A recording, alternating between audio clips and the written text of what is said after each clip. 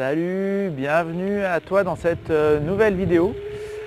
Aujourd'hui, je profite du beau temps pour te parler de la zone de confort. On a tous, tu sais, une zone de confort qui est plus ou moins grande selon nos compétences, selon notre capacité à apprendre et à vouloir apprendre de nouvelles choses. Et puis cette zone de confort, elle est aussi plus ou moins rigide, plus ou moins figée, selon la fréquence avec laquelle justement on se lance de nouveaux défis ou dans de nouveaux apprentissages. Et au tout début, quand j'ai commencé à faire du skate, notamment sur mon skate électrique, tu sais, c'est un skate qui peut monter à 45 km/h. Et quand j'ai commencé, je pense que je flippais un peu dès que j'étais déjà à 25-30 à l'heure.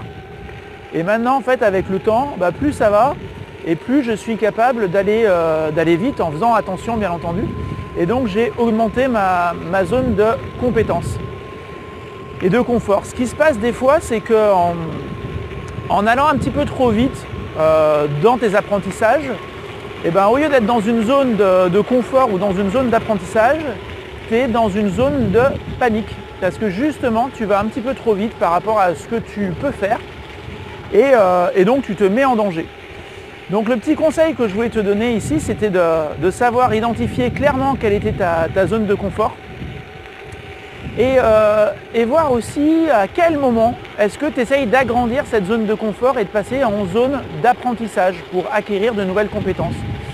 Moi par exemple, quand je commençais à bosser avec des sportifs amateurs, j'étais tombé dans une certaine zone de confort et quand j'ai commencé à bosser avec des pros, avec des footballeurs professionnels, forcément je suis passé dans une zone d'apprentissage parce que c'était d'autres problématiques, d'autres soucis, d'autres attentes, avec un niveau de compétence à avoir qui était un petit peu plus conséquent aussi parce que les enjeux étaient plus importants. Et si j'avais commencé tout de suite après ma formation à bosser avec des sportifs professionnels, sans doute que j'aurais été directement sur une zone de panique.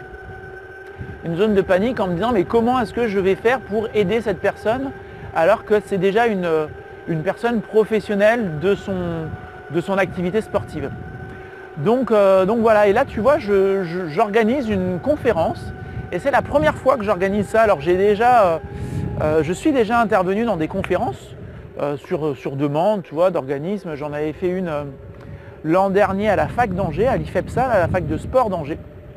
Ça avait été un très bon souvenir d'ailleurs, un très bon moment pour moi et mes camarades. Mais là, tu vois, c'est la première fois que j'organise une conférence sur la place du mental dans la performance. Et quand je fais une conférence comme ça, que j'organise tout seul, j'augmente aussi ma zone de confort. J'en sors un peu, ça ne m'est pas forcément confortable d'organiser un événement comme ça, de réserver la salle, d'être sûr que tout se passe bien. Mais en tout cas, je sors de ma zone de confort et je suis dans une zone d'apprentissage. Je ne me mets pas en panique non plus, je ne suis pas en stress. Mais je sais que c'est quelque chose que j'ai encore jamais fait et qu'il faut que je sois bon, que j'ai envie d'être bon, que j'ai envie que les gens soient contents. Et donc ça me permet de sortir de ma zone de confort, de l'agrandir. Et de temps en temps, quand je le souhaite, je retourne dans cette zone de confort en allant par exemple beaucoup moins vite sur mon skate et en faisant des choses vis-à-vis desquelles je me sens tout à fait compétent. Donc toi aussi, n'hésite pas de temps en temps à sortir de ta zone de confort, à vraiment vouloir acquérir de nouvelles compétences, qu'elles soient sportives, qu'elles soient scolaires, professionnelles ou tout autre. Et voilà, n'hésite pas à régulièrement sortir de ta zone de confort pour être le plus performant possible. À très bientôt, au revoir.